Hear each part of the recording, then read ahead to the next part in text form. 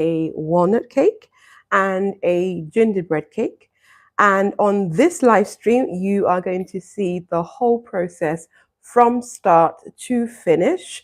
And if you stick around, which I hope that you do, you'll see the cake at the end.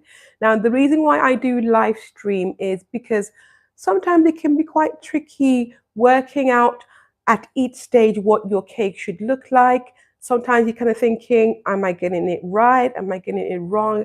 And oftentimes, the only way that you find out if you've not done something quite right is right at the end after your cake has baked, and then it turns out that actually it's not quite right. So the advantage of actually seeing it at each step, you can see what your cake batter should look like. You can literally see the whole baking process. And this live stream is perfect if you want to bake along with me. So you can watch it once so you get the general idea of how to make the cake, and then you can bake along with me. And as always, if you've got any questions, if you're stuck anywhere, just drop a comment in the comment section and I will answer them. Right, let me just log in on my phone so that if there's any questions as we go along, I can answer that. And we are in here. So I will put the full ingredients in the amount that you need, the quantities in the description section. So first of all, we're going to get started on making the walnut cake. And the key ingredient is walnuts. We'll get to that. The first bit that you're going to do is to cream your butter and sugar. There are various techniques that are used when it comes to cake making. The most common one is the creaming method. So with the creaming method, you're going to be whipping and beating up the butter as well as the sugar together to make a mixture that is nice, fluffy, and aerated. The process of aerating and beating and creaming the butter and the sugar incorporates air into the mixture. Now, air is a good thing. Trapped air, you want that because that translates to making your cake nice and fluffy. And recently on my community page, I actually put a poll to ask if people knew what creaming meant, and it was 100% pass rate. So that really cheered my spirits. It makes me know that my home bakers who watch my channels and subscribe to my channels are really learning the ins and outs of cake baking. Okay, so the butter should be at room temperature and soft, not melted. So I've measured this is 250 grams of butter. And if you don't know how to figure out measuring your butter without getting the scales out, there are some markings on the butter which I only recently discovered, and it makes measuring so much easier. I've got a video of that. I'll put it in the link later on. So can you see this butter is soft, such that if you put a spoon, you can easily indent it. So this is what it means when they say that the butter should be soft. So you can see it's still holding its shape. It's not melted, because melted butter is a totally different thing. This is what it means when it says use room temperature soft butter. This is soft enough that it will indent, that it will whip up. So put that into your mixer. And then you're going to add on the sugar. With the sugar, you can use either simple granulated white sugar, or you can use caster sugar. Caster sugar is kind of similar to granulated sugar, but caster sugar has finer granules. So if you look at that, that has a finer granule compared to white sugar, but they pretty much work the same. With caster sugar, because the sugar granules are smaller, it dissolves and incorporates better into your cake, but it is more expensive. So if you're not into it, you could just use plain white sugar.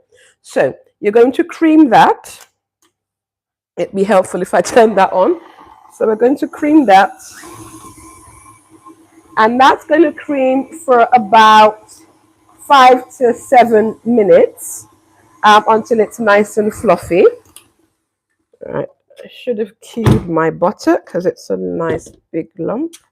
Let's just break that down, but that will mix. So we're going to allow that to whip up and mix. And then we start with the rest of our ingredients. So our dry ingredients is plain flour, which I've measured in here. And the leavening agent that we're using is baking powder. So with baking powder, we are adding two teaspoons of. So you add that to your flour, and you use a measuring spoon. So 2 teaspoons of baking powder. Baking powder is not to be confused with bicarbonate of soda. Those are two different agents. Yes, they both act to help give your cake a nice rise, but they act differently. If you really want to know the difference, again, I will put the video in the description section, which goes into detail on the difference, and you should definitely not mix that up.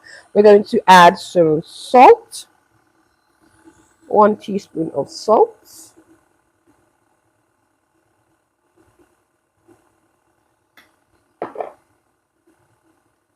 Now, salt is actually a key component of lots of cake recipes. Salt is a flavor enhancer. So the addition of salt in your cake really helps to enhance the flavor and balance up and cut through that sweetness. Again, if you're watching this live and you're just joining, I'm going to be making 2 cakes. I'm making now the walnut cake, and then I'm going to be making a gingerbread cake in a bit. So we can whip that up to high and let that whip. So that's the dry ingredients, so we can set that aside. Then we are using eggs. So with the eggs, what you want to do, we're going to lightly beat the eggs first. So this recipe uses 4 eggs.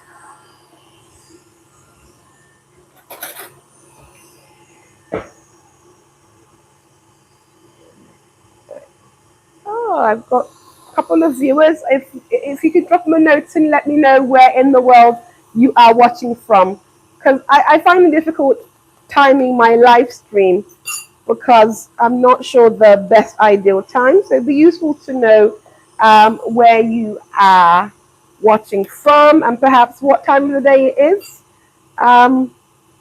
Or just say a hello in the comment section. That would be lovely.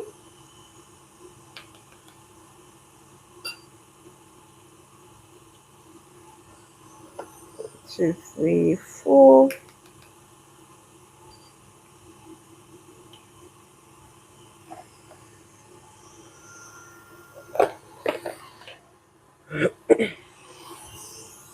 And then we're going to add vanilla to the eggs.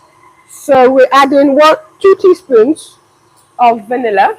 I always say use vanilla extract because that's made from actual real vanilla. Vanilla essence is actually synthetic vanilla flavor, which I personally don't like because first of all it's not real vanilla, and also it gives a, I don't like the taste, and to be honest, why use fake vanilla when you can get good quality vanilla extract for not a lot more. So just beat the eggs gently to get that to mix. So that is one of our wet ingredients, the eggs, and we're also going to be adding milk as well. So your milk should be at room temperature. Let's put that there. Okay, let's have a look. I can tell you, I know for a fact that this butter is not creamed yet, but you can start to see that that looks different from what we started off with. but it's not quite ready. You still want it to be more fluffy, if you like, and you'll see at the end what I mean by we want it to be fluffier. When you cream your butter and sugar mixture properly, you want a lot of air to be aerated, to be incorporated in the mixture, because air is good in your baking. The other thing, right at the start, before I actually went live, I put on my oven so that it's been preheating. I prefer to bake at slightly lower temperature, so I bake about 160 degrees centigrade. If you're not sure if your oven is quite accurate, get an oven thermometer. It will save you so much hassle and headaches. Sometimes the reason why cakes fail is not you, it's because your oven's not accurate. And this is universal. The older your oven, the more likely, let's crank it up, the more likely it is that the thermostat is kind of out of sync. So a lot of ovens run hotter than the actual temperature on the dial. So if you're having problems with your cakes coming out burnt and not cooking evenly, it could be your oven temperature. So get an oven thermometer, or what you can do is just bake at 10 degrees less than what you want. So let's say you want to bake at 160, turn your oven down to 150 or even 110, and you probably will be more at the right temperature.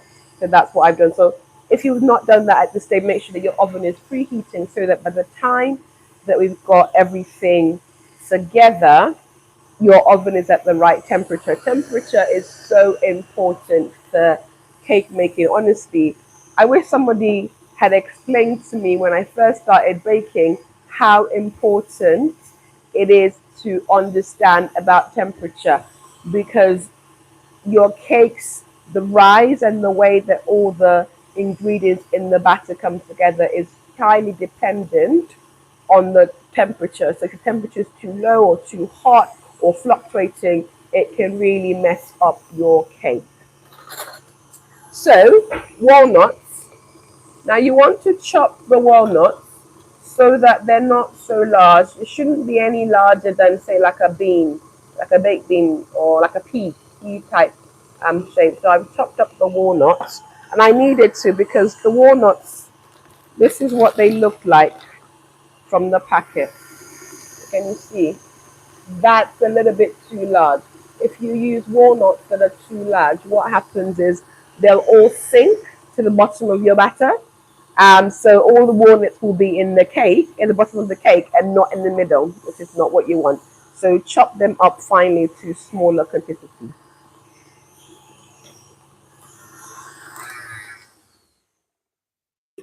Let's check that. Okay. So whenever you're mixing, make sure you scrape your bowl, because the stuff at the bottom sometimes doesn't mix properly. The creaming is essential. So that's well creamed. I think I will let that go for a minute or so, and I will crank it up all the way to high, and also scrape your um, what's it called? My words have failed me. Scrape your attachments because some butter's got stuck on there. So let's do that for another minute or so, and I'm going to put that on high to get that really nice and creamed. I'm just going to wash my hands.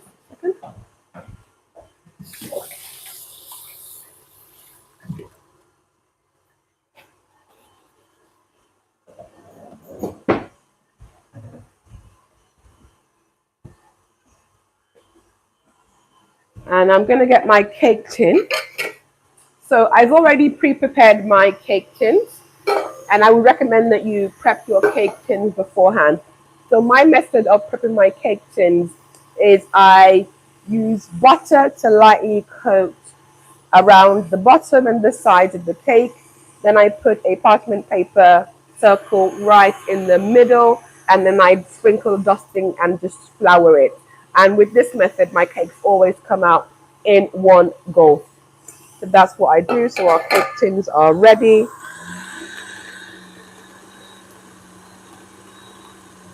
Okay, I'm happy with that.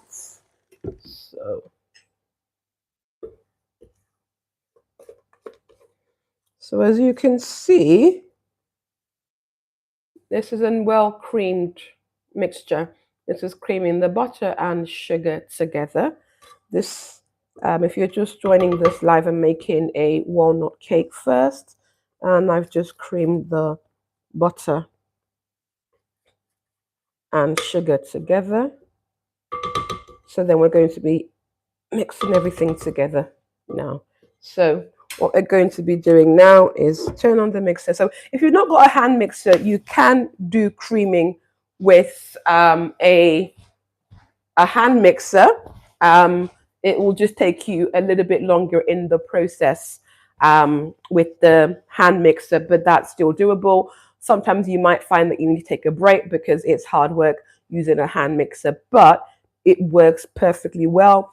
If you've not got a hand mixer, you can use a hand whisk, but again, more effort. So do it in stages and take breaks. Okay, let's start putting everything together. So with that mixing, so this is the egg. So we've just lightly beaten the eggs and added the vanilla into it. And then you just want to pour that slowly into the mixture.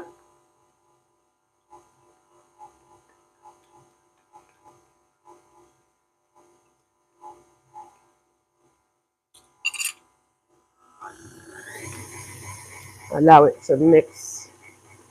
At first, it will start to look a little bit cuddled. Give it time.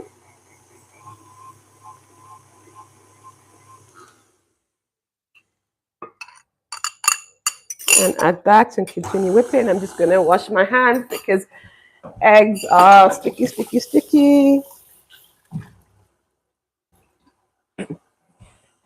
I'm more an advocate of washing your hands often rather than using gloves, because gloves lure you into a false sense of cleanliness, whereas if you clean your hands whenever it is soiled, you make sure that you maintain good hygiene. So once you put up all the eggs, you do need to whip it up so that it's nice and combined.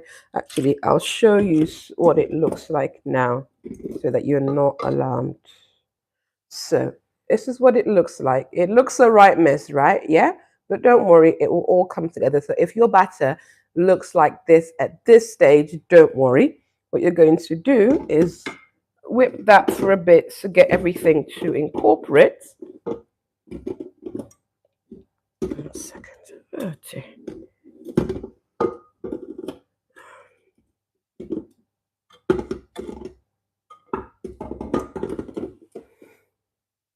There we are.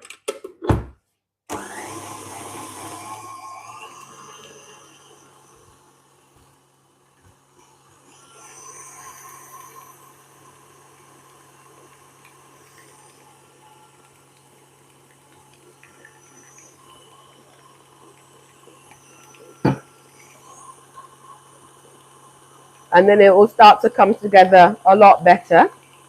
So we whip it for about a minute, and then I'll show you in a second so you can see that it starts to come together.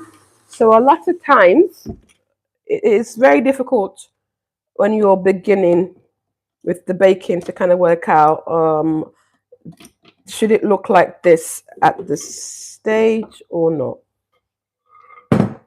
So here it is. Still looks a little bit cuddled, but you see it's come together. And once you start to add the flour, that will come together nicely. So don't worry if it looks like this at this stage. It will all come together nicely. Okay. So with the flour, so this is not just flour, this is flour, the baking powder and the salt. You want to just add about half of it into the mixture and get it to mix. on low speed. Once you start adding flour to your batter, you need to be careful not to overmix, because the more you mix, you start to develop the gluten molecules in your cake. You want some gluten strands to form, but not a lot. So here is our milk. So the milk is at room temperature. So you pour a bit in there. And if you're joining the live stream, I'm making, this is a walnut cake. I'm making a walnut cake, and then we're going to make a gingerbread cake. Mix that. Add the rest of the flour.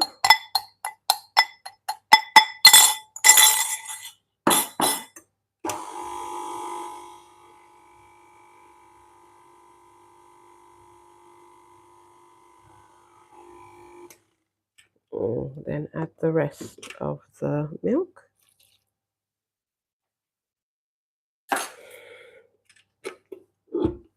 And on low speed so that you don't overmix.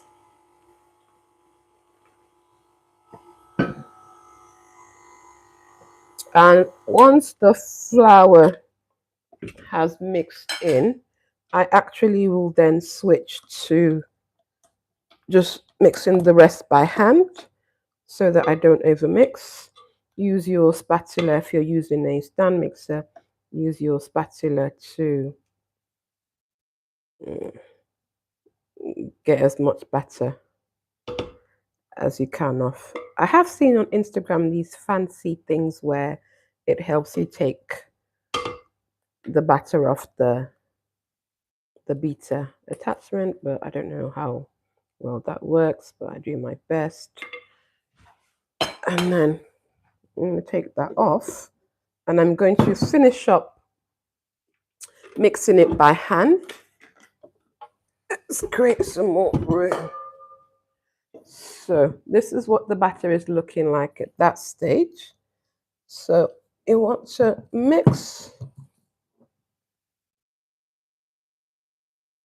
to just combined, scraping the bottom.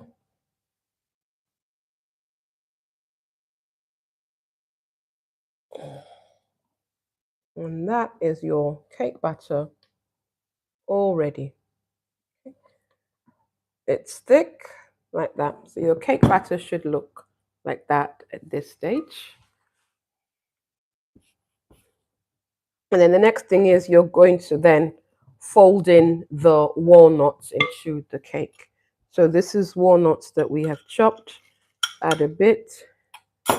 And folding just means just gently incorporating it into the cake, just with the gentle motion. You don't want to be like vigorously mixing it, because one, that knocks out all the air, and also, like I said, over mixing causes your cake to be tough. So just going to fold the walnuts into the cake. So you can see the way I'm doing my hand, like a big figure of 8. That's the way to fold your batter. That's folding in into the center. And the last batch.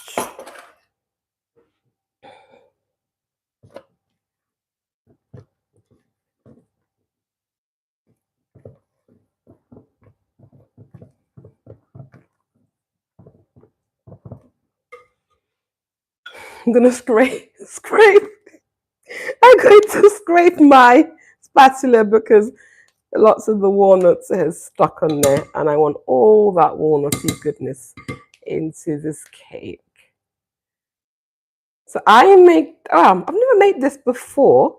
I've never made a walnut cake. I usually use walnuts when I am making carrot cake, and I made carrot cake live recently, so you should check out that live stream and all my other live stream. I didn't have any walnuts, so I got some from the store, and then I thought, I'm not going to make a carrot cake anytime soon. Let me make a walnut cake.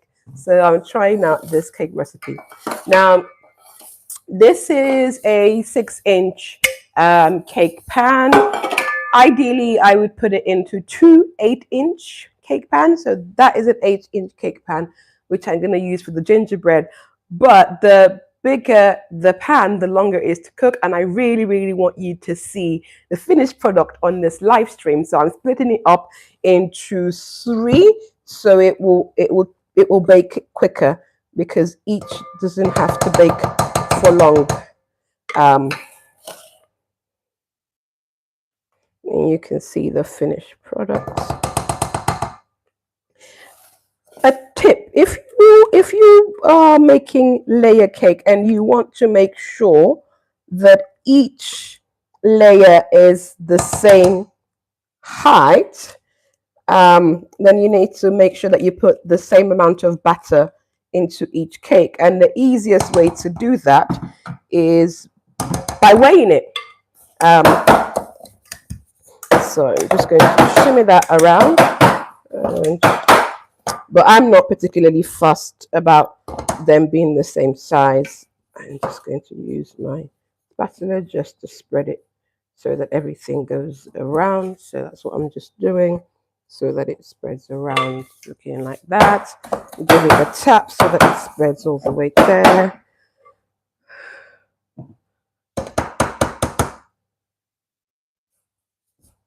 And gently. 1, 2, 3.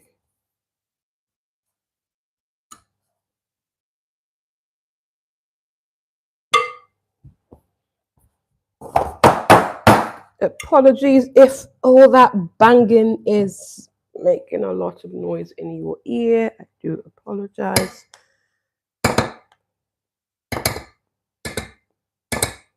I like to try and get as much of the cake batter from the bowl as possible. No point in wasting precious ingredients and cake batters. Waste not, want not. Well, how does it go? Right, so we are halfway there. This is the walnut cake recipe. We're going to pop it in the oven, and it's going to be baking, and it should be ready before the end of this live stream, so we can have a look. And I'm going to be having cake for breakfast. Oh my goodness, baking is such fun. Okay, now let me just wash my hands. So if you are watching this as a replay and there was anything that didn't make sense to you, or you have any questions about this recipe or any baking related questions, then pop it in the comment section. And if you're watching live, just pop a comment and say hello. I've got 1 like so far. Maybe we can get 9 or more likes. Anyway, I'm just asking for likes. Thank you. So next, I'm going to be making gingerbread cake. Gingerbread cake. Now, this is a request from my husband. This is one of his favorite cakes, and I can understand why. Because gingerbread cake is delicious, but it's the sort of cake for what I would like to say the mature palate. Now, my kids don't like gingerbread cake because they say it's not sweet enough and all the spices is a bit yucky. But it's perfect for a mature palate because it has a very complex flavor. The sugar is brown sugar. So brown sugar is sugar that's been refined but still has the raw sugar part, the molasses, added back to it. So brown sugar has a rich, bold, sort of cinnamony type flavor profile. It's dark and rich. And then gingerbread also uses molasses. Now, molasses is the unrefined bit. This is unrefined sugar. Now, this is bold. The molasses taste, it has a rich flavor. It has a Oh my goodness. I don't know. I'm trying to find the words, but my words are not coming. It has a dip rich, like almost like caramel undertone. So proper rich. So with the addition of these two in your cake, we're talking about flavors. Now this is where cake gets interesting. Vanilla, chocolate, red velvet, the sort of cakes that we are used to. They taste nice, they taste sweet. But the sweetness that you get in a gingerbread cake is on another level. So if you've not tried it, you are missing out. It's rich, it's bold. It's the type of cake that you want when you want to have cake but you don't really like too much sugar. Gingerbread. Then you're also using spices. So I mean the key ingredient is ginger. So this is ginger, but it also uses a lot more spices. So we're using nutmeg and we are using cinnamon. And in my original recipe, which is a shorter instruction or version, I use cloves. But actually, I have fallen in love with allspice, which is from the pimento bean, and that's used. I use that in like they use it in like Caribbean cooking, but it's a good substitute for cloves, and I'm using that because I like it, and I haven't got any cloves. But if you've got ground cloves, then you can use that as well. If you're joining the live stream, we have a walnut cake already in the oven. We're making a gingerbread cake, and don't worry, I've already made another gingerbread cake earlier, which you can see. So you get to see both cakes and see the reveal and see the final outcome in this live stream baking. And the reason why I made the gingerbread beforehand is the gingerbread cake because it has a lot of moisture and it's a oil-based cake. It takes a bit longer, I know 40 minutes to cook, and I don't want you just hanging around for 40 minutes waiting for the cake to cook because you'd be bored and I wouldn't even have enough things to say.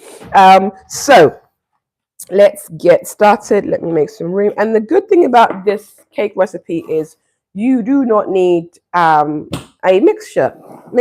We're going to be doing it all by hand. So you do need two mixing bowls, and you also need a nice sturdy hand whisk. Now, if you are a new baker and you're not sure what baking ingredients the baking tools that you need, then I have a full video where I go through all the essential tools that you need for baking, cake decorating, both fondant, ganache, buttercream. It's all in there, and I've got a handy guide which is available for you. It's just only $7. The link will be showing in the description section. So rather than buying lots of tools that you'll never use, you can buy the exact tools, what you need. And I put some links of the tools where I've got mine so you can buy stuff that you know is going to work and you'll save yourself hundreds of pounds or dollars depending on your currency.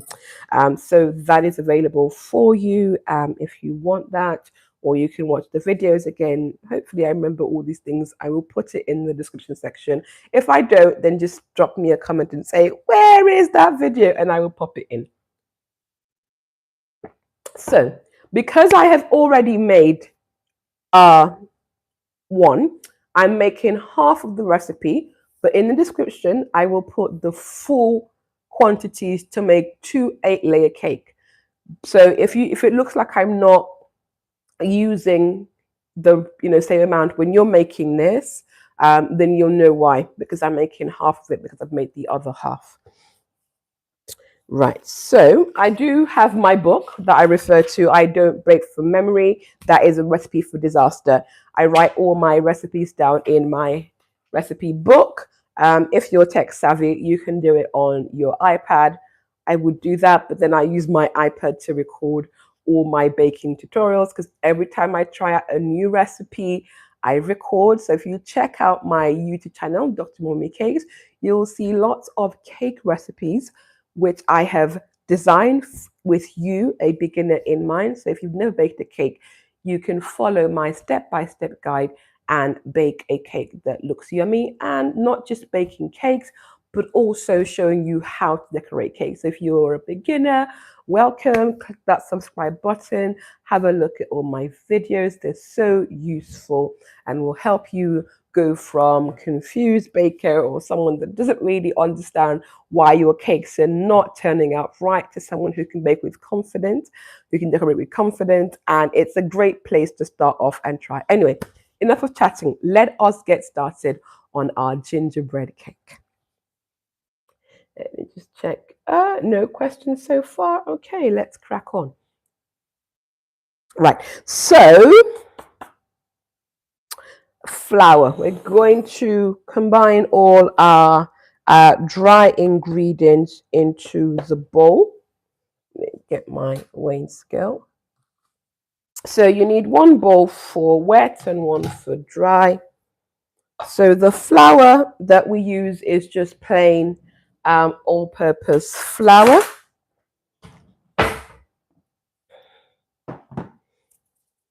So you do want to sieve your flour for this recipe, especially as you're going to be also using cornstarch. So we're using a mixture of flour and cornstarch.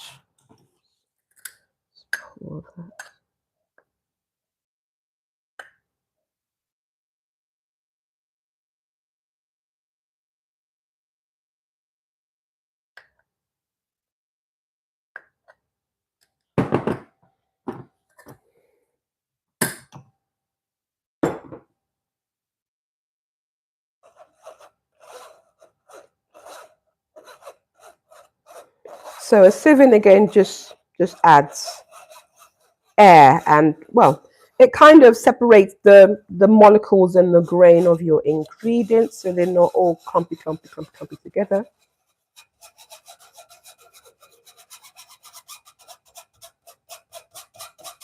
And this is just a simple kitchen sieve, although I don't use this for anything else apart from using this for baking. So it's one of the tools. So these are all the things that are in my guide where I go through all the essential tools that you need as a baking beginner to save you time and money. So yeah, I again just go and get the guide.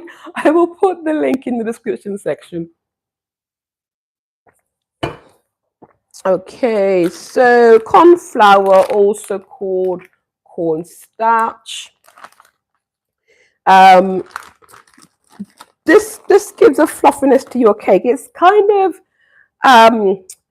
similar to using cake flour, which is a more finely milled flour. But I find that apart from in the USA, it's not common anywhere else. Certainly, you can't get it over in this side of the world. So just adding just a small amount. Now, if you're wondering why I'm measuring everything together, your scale has something called a zero, where you can press zero and then it will go to zero. So it will take into consideration the weight of everything it is, take it out, start on zero. So you can actually weigh all your ingredients in the same bowl rather than weighing it and then chucking it and separating, if that makes sense. But the only downside to doing this is you've got to make sure that you are accurate in your measurement, because it's harder to take things out. So if you're not familiar with using the zero button, then you can just weigh it individually and then put it into your bowl. But I'm just trying to save time. So you just want a small amount. I just want a small amount of cornstarch. So like I said, this is if when you're making this cake, if it looks like your ingredients is twice as much as what I'm measuring, you are right. It is twice as much because I'm making a half recipe, because I've already made one gingerbread cake earlier on today, so that you get to see the finished product. Because like I was saying earlier, it takes about 40 minutes or about an hour, 40 minutes to an hour to bake, and that's a long time. So I've done one half and I'm making another half to show you the whole process. Okay, so let's keep going. You're going to be using baking powder and bicarbonate of soda. So they are two very different ingredients. So whenever I'm using both, I like literally, I literally double check to make sure that I'm using the right one because they're not interchangeable.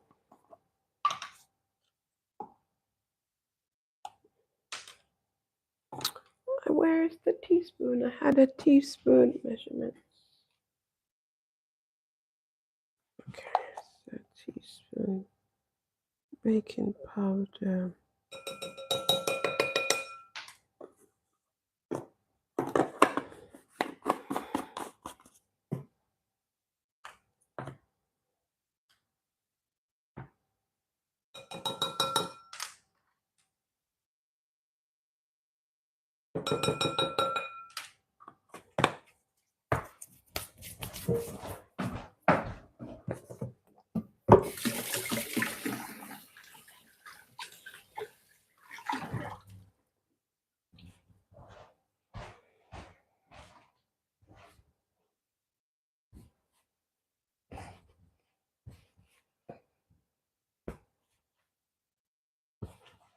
Okay, and then we're going to be adding the spices. So I was saying earlier on, if you're just joining the live, that part of the reason why this cake is absolutely delicious is the use of the spices. So of course, ginger is the prominent spice. Gingerbread, sorry. Yeah, so that plays a key role. So that's the by far the largest amount. This is ginger. Yeah, I use ginger a lot in my cooking, so I have a huge big jar. I buy it in bulk. We're going to be adding cinnamon. I actually really love baking with spices. Um, I don't know whether it's an age thing, but the older I get, the more my palate has changed. So while I love my red velvet and chocolate and all that, I'm actually more and more leaning towards other cake because there are lots of cake flavor out there. And if you're only just sticking with the regular ones, then you're missing out on a whole world of cake. And to be honest, who wants regular? I want sometimes you just want something different and a little bit out of the box, if you know what I mean. Okay, nutmeg.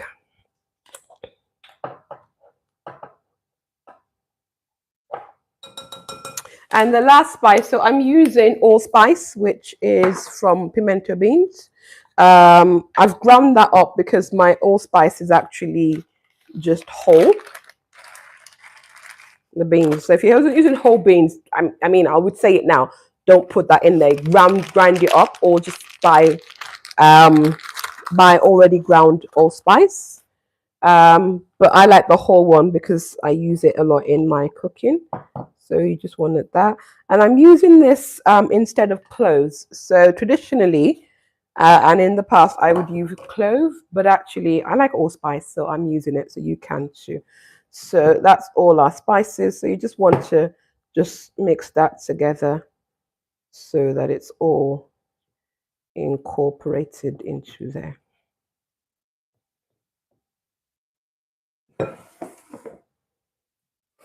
Okay. And then we're going to work on the dry ingredients.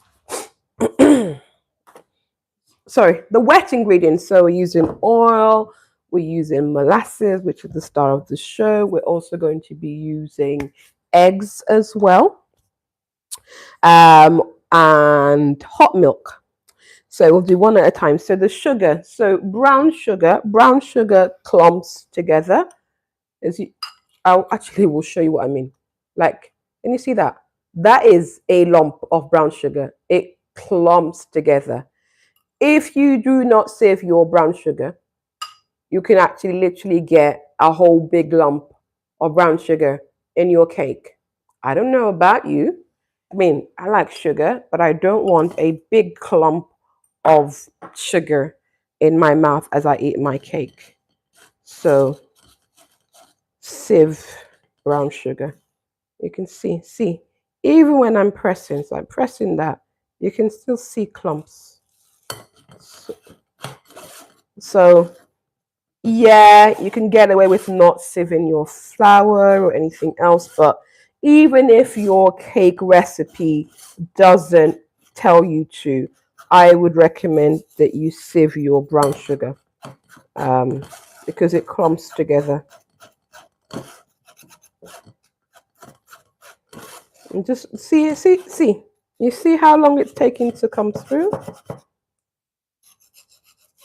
My brown sugar is proper clumped together. It's just got some time.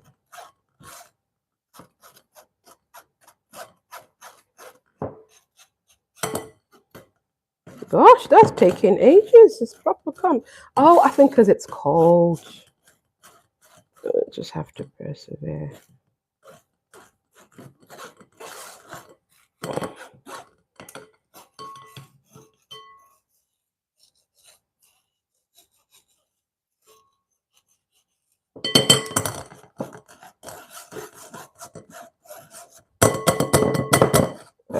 Probably because it's clumped up with flour grains as well. I don't know. I don't know what it is, but it often doesn't take this long. But anyway, save your sugar.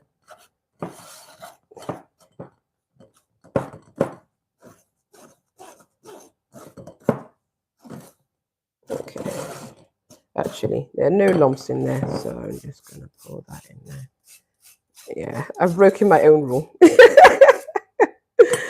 Oh, yeah, got it around there. Yeah, I think the holes are all clogged up from the flour and all that. But hey, put that there. All right, while I'm there, let me just take a sneak peek at our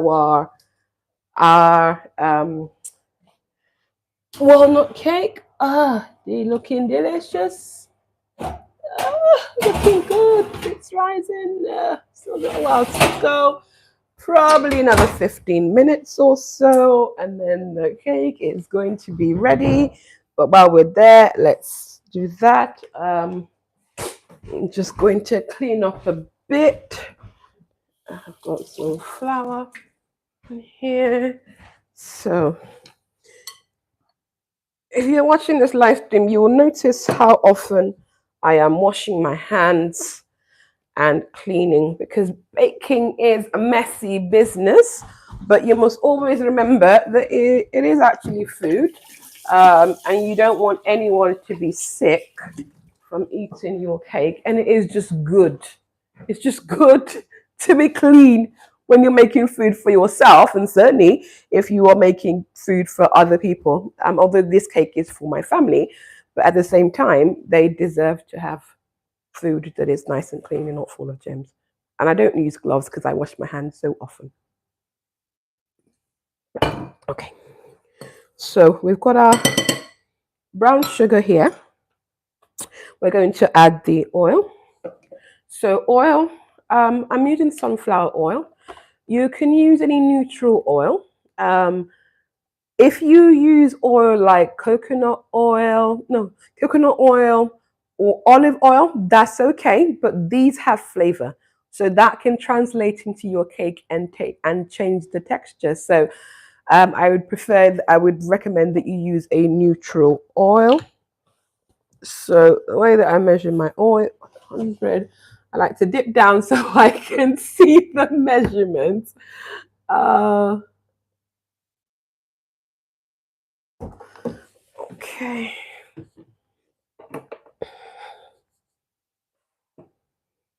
So pour that in here.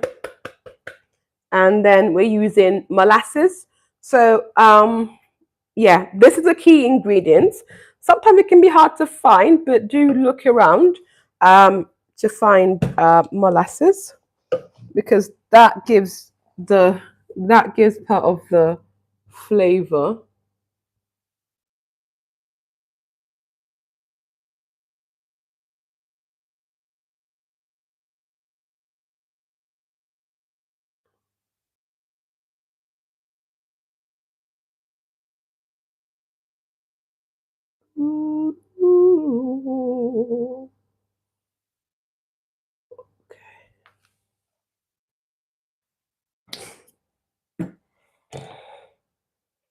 pull that in.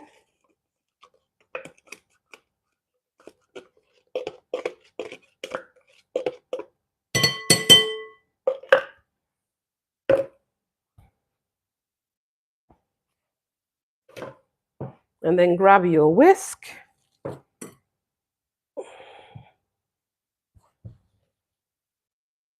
And start to whisk that together. It won't want to come together because oil and liquid don't mix. You can see that, but you can see that the oil is just sitting on top. But just mix it as best as possible. When you then add the eggs, then eggs are an emulsifier and it will allow everything to come together nicely. So you do your best and then it will start to come together.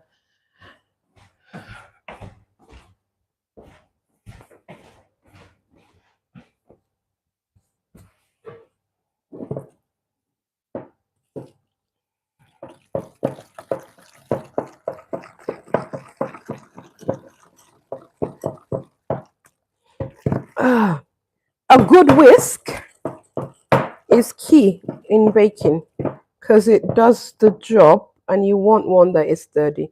So once you mix that, that is what should look like. This is your sugar and molasses. Oh, that looks good. And that is quite satisfying. Oh, I really do love baking.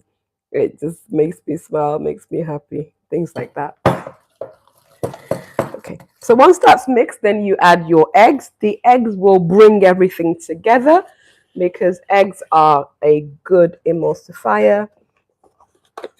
Part of what I do on my channel is really going to depth about the background knowledge of baking because I find that a lot of cake recipes will say add this, add that, but they don't actually explain to you why you do stuff and what each ingredient does. And then when your cakes don't turn out right, you're like, haven't got a clue. What have I done wrong? Why hasn't it worked? And it's because they don't really explain, you know, the ins and outs and the background and the foundation. But that's something that I do on my channel, is really going into details, explaining about the baking process and all your cake ingredients. And it also empowers you so that when you become more confident, then you can actually start tweaking cake recipes and making it your own. So we add in the eggs and just whisking it. And as you whisk the egg in, you will see that it starts to get everything to come together nicely. That's nice. A good whisk. And then we're also adding a bit of vanilla.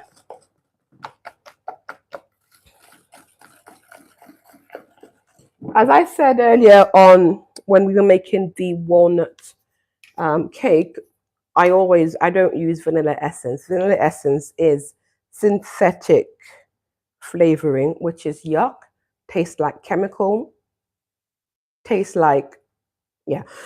So don't use that. Use good quality vanilla extract. The price difference between vanilla essence and extract is not so much, definitely not enough to justify using fake ass vanilla for your cakes. You deserve better. And honestly, trust me, the flavoring is different when you're using vanilla extract. Okay, so can you see the difference? We added the eggs. Look, can you remember how gloopy it looked compared to now? So at this state, this is what your mixture will be looking like when you do make this cake, which I'm sure that you're going to make this cake. When you do make this lovely gingerbread cake, the eggs bring it all together. Okay. So now we are going to add the dry ingredients to that.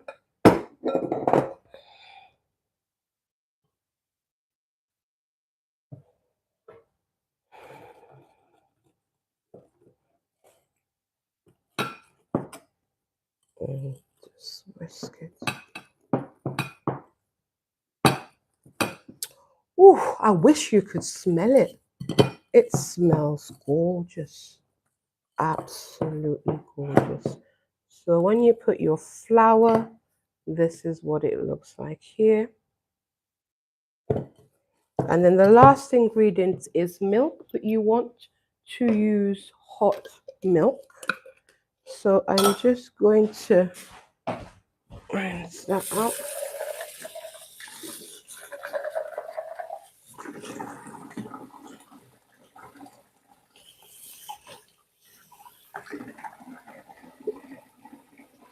I think our walnut cake should be almost ready.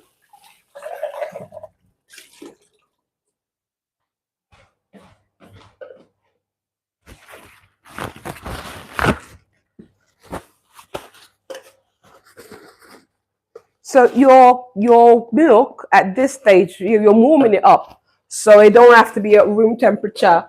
Because if it's straight from the fridge, you're going to warm it up anyway. So this is probably one of the few cases where you don't have to bring out your milk beforehand. Okay, dip it low and let's measure it.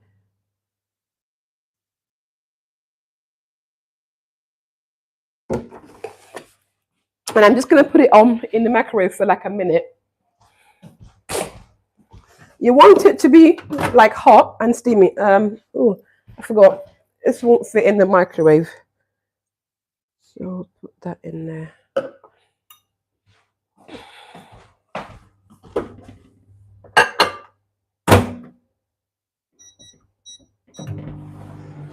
Right.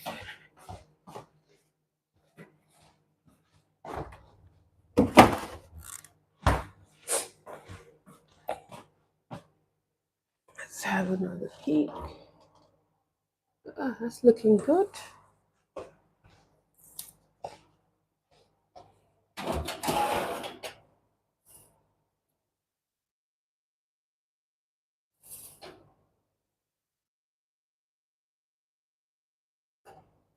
think that's ready. I'm just going to give it just 1 minute. Oh, no, this one's ready.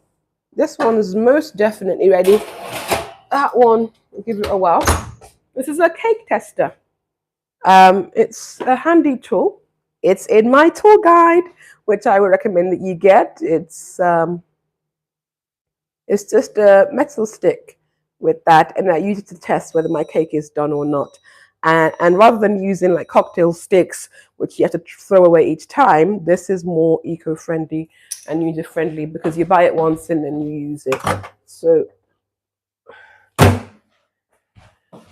you don't want to scald your milk. You want it to be hot. You see?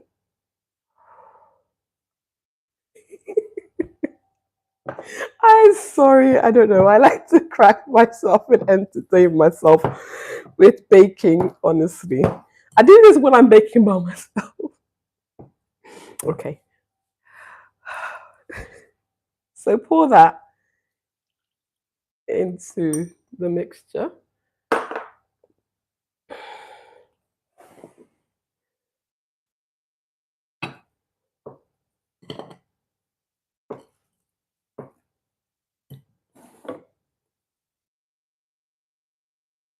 So it starts to look liquidy. We'll just keep mixing until it comes together.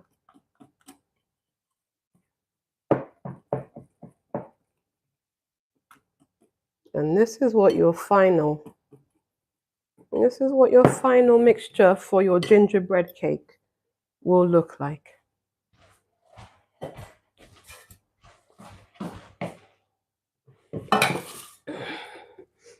This is an 8-inch pan. Again, just going through the way that I prep my cake tin is I use a thin layer of butter on the sides and the bottom. I put a parchment paper in the middle and a sprinkled dusting of flour in there.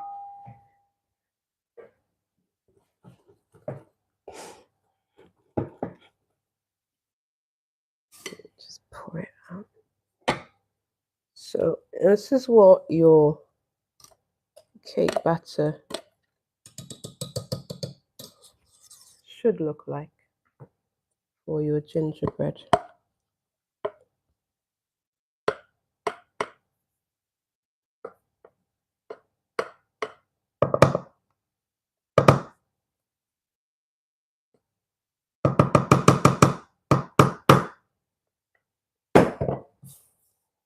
Okay, that's what your cake should look like, and we're just going to pop that into the oven. Actually, we're going to swap them out now because these beauties are ready. This is our walnut cake. It's all ready, so pop them out.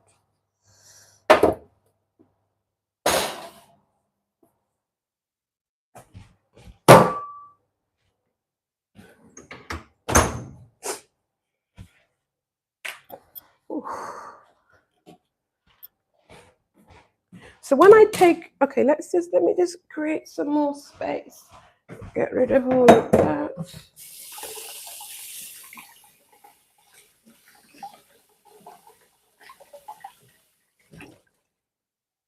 Ooh, I have burnt myself on the edge of the oven. This is one of the hazards of baking. Okay.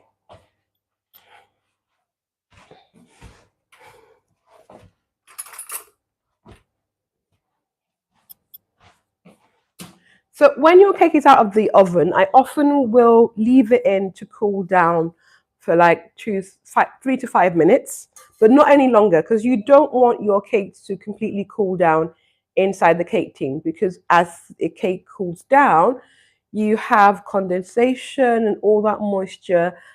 Where's it going to go? Yeah, right at the bottom of your cake, and then you're going to have a soggy cake ruining all your effort.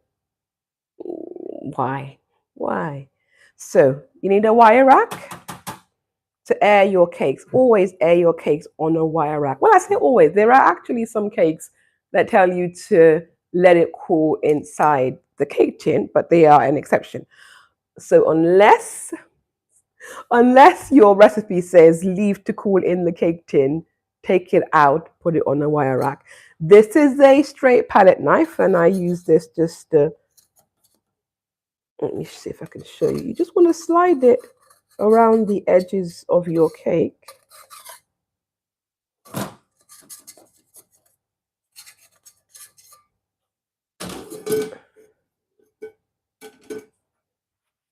It's still quite hot. And take that out. You see? Cleanly. There. So there are many methods of prepping your cake pans. There's not one better than the other. They, as long as you have one that works. But for me, I've done this for years, and the only time I have had a cake stick to the cake pan is when I've been in a rush and not done things properly. Otherwise, always, always, always works. So just run your palette knife in there.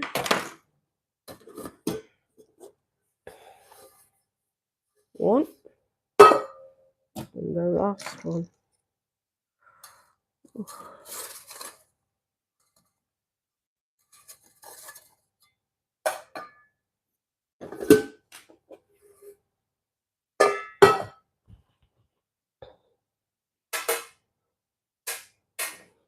Okay.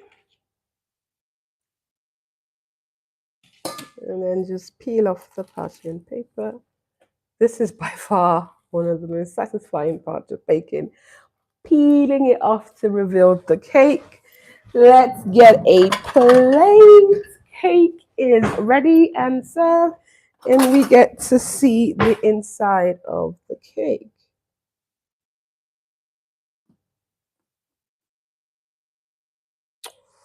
Ooh, wow.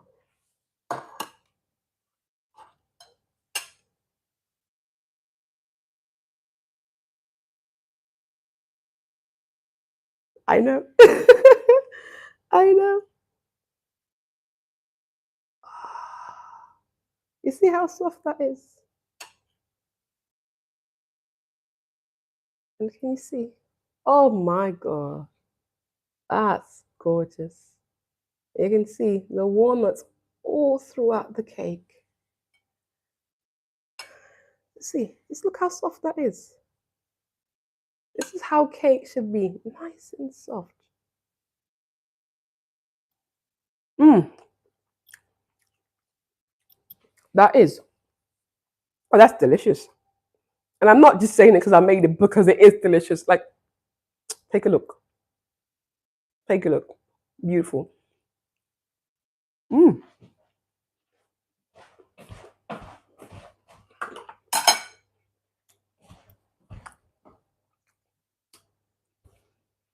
And I did say that I had baked a gingerbread cake. It's the gingerbread cake.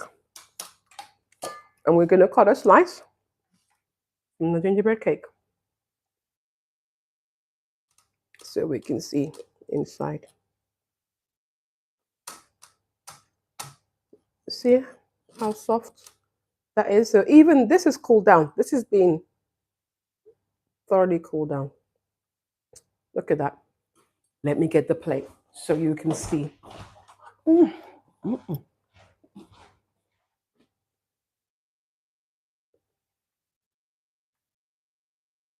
This is the gingerbread cake. Look at that.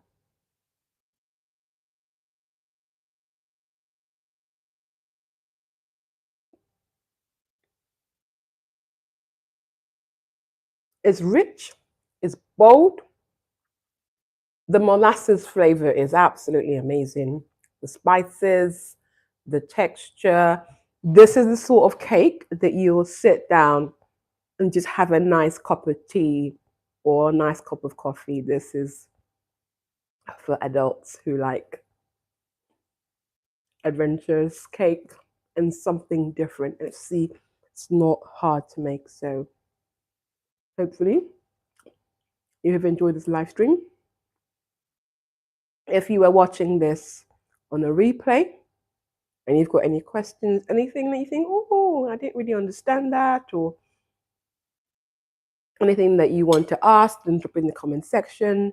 And if you haven't subscribed to the Mommy Cakes channel and you really want to get baking, then you are missing out big time, because my channel, and I know it's a bit of a humble brag, but my channel is designed for baking beginners to literally empower you and show you how to bake. Literally anyone can bake. The reason why your cakes aren't coming out the way that you want is because people are not teaching cake making properly. I teach you the recipes, the background information, so you really understand what baking is all about, how to get the best of your ingredients, and I show you how to decorate. And it's in a very easy to understand format that anyone can understand. So subscribe to my channel and have a look at my videos. And the other advantage of subscribing is that when I post a new video, you'll be notified. When I go live, you'll be notified. And you can bake live with me or sing baking live. So till then, till next time, happy baking. Thank you. It has been a pleasure. I'm going to make some more tea and sit down and have my gingerbread and my walnut cake together for breakfast. Have a good day. But if it's nighttime where you are, good night, and I will see you later.